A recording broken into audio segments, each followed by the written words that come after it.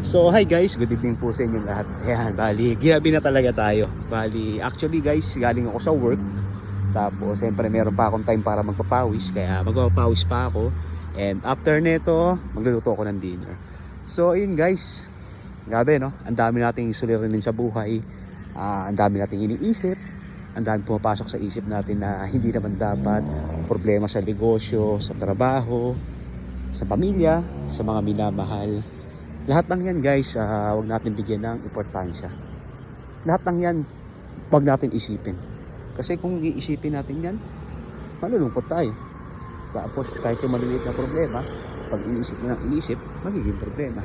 So ayun lang guys, lahat ng yan ipagkatiwala natin lahat kay God. Lahat ng yan isurrender natin sa Kanya. Imagine guys, kung gaano kalaking burden ang mawawala sa shoulder natin kung lahat ng yan ipagkakatiwala natin sa Kanya. Diba?